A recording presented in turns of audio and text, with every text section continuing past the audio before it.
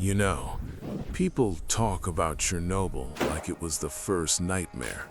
Like we didn't know what a meltdown looked like until 1986. They're wrong. We knew. God, we knew. It just happened 25 years earlier, in the middle of nowhere, while the rest of the world was watching Elvis Presley. January 3rd, 1961. The National Reactor Testing Station, Idaho. It was maybe 9:10 at night. The air outside was minus 20 degrees. It hurt to breathe. When the alarm came in, there was no fire, no smoke, just a silent concrete silo sitting in the dark. I was the health physicist, the guy with the badge and the Geiger counter. My job was to keep people safe.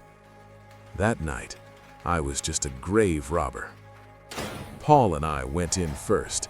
We had a 3-minute limit. That's it. 3 minutes before our bone marrow would start to cook. The silence inside, it was heavy, wet. The needle on my meter didn't just move, it slammed against the peg. 500 roentgens, lethal.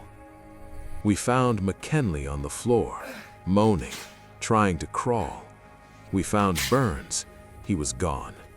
But we couldn't find the third kid, Richard Legg. I remember spinning around, sweeping my flashlight beam across the wreckage. Nothing on the floor, nothing behind the pumps. Then Paul grabbed my shoulder. He didn't speak, he just pointed up.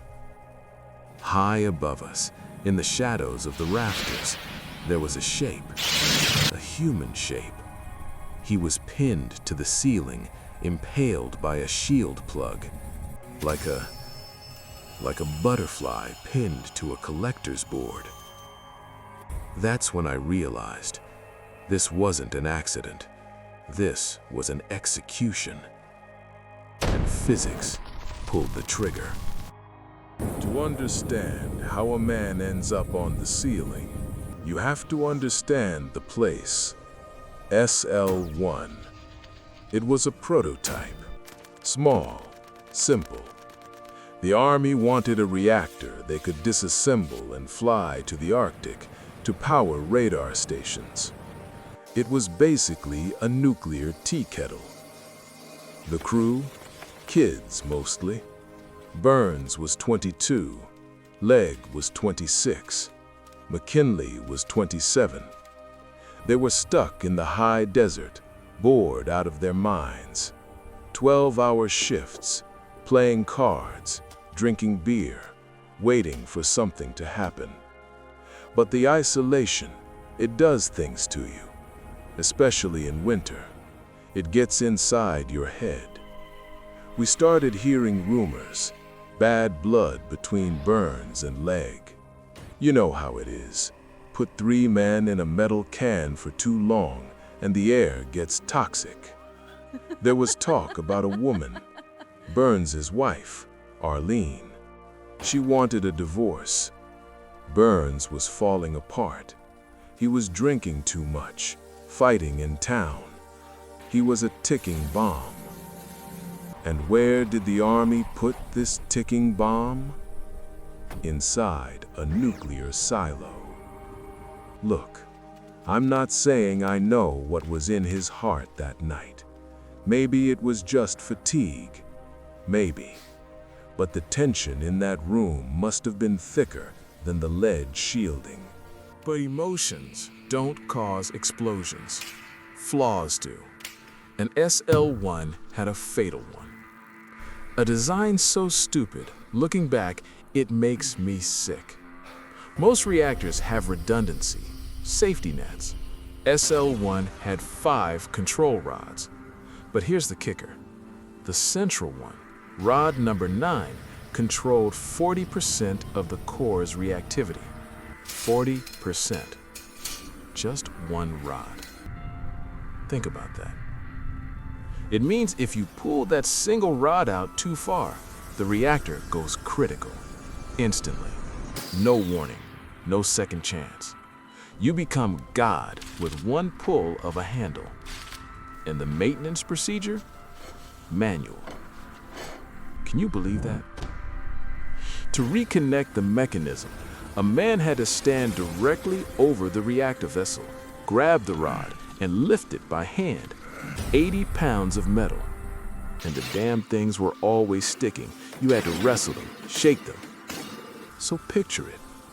9 p.m. Burns is on top of the reactor. Legg and McKinley are standing by. Burns grabs the handle for rod number 9. The manual says, lift it 4 inches. 4 inches to connect the threads. That's it. He lifts. It sticks. Maybe he looks at Legg. Maybe he remembers the divorce papers. Or maybe he's just a tired kid trying to force a jammed gear. He doesn't pull it 4 inches. He pulls it 20. 4 milliseconds. That's faster than a nerve impulse travels from your finger to your brain. By the time Burns realized his hand had moved too far, he was already dead. The power level jumped from 0 to 20,000 megawatts. In a fraction of a second, the water around the fuel plates didn't just boil, it vaporized, expanded. It created a water hammer, a shockwave of 10,000 psi. It hit the lid of the reactor vessel, moving at 160 feet per second. The whole vessel, 13 tons of steel, jumped 9 feet into the air. It sheared every pipe in the room. It stripped the insulation off the walls. And the shield plugs, those heavy metal cylinders sealing the top, they became bullets. That's what caught Legg. Shield plug number 7. It shot up, caught him in the groin, exited his shoulder, and nailed him to the ceiling beams. Burns was smashed into the ceiling by the vessel itself. McKinley, poor McKinley, was thrown against the wall. 4 milliseconds to turn a boring night shift into a charnel house. We dragged McKinley out. I'll never forget it. We didn't have masks on him. His face was exposed to the winter air. He was radiating so much energy that he was technically a source. He died 2 hours later. Then the cleanup began. It took days just to plan how to get Legg down from the ceiling. We had to use a crane and a remotely operated hook. We couldn't get close. The autopsies were a mess. No soot, no burns in the traditional sense, just blast trauma and radiation. They looked for clues. Suicide? Murder? The official report said human error, the most convenient excuse in the world. But the rumors, they never went away. Did Burns pull that rod on purpose? Did he look into the core and see a way out of his miserable life? We'll never know. Because here's how the story ends. Not with a funeral, but with waste disposal. The bodies were so radioactive that the cemeteries wouldn't take them. We had to remove their hands, their heads, just to fit them into lead-lined caskets. We buried them deep, concrete over lead. The SL-1 reactor was dismantled, crushed and buried in the desert. Now it's just a mound of dirt in Idaho, a tomb for a machine that shouldn't have been built, and for 3 men who shouldn't have been there. Just one piece of paper, just one rod, just 1 second, and then silence.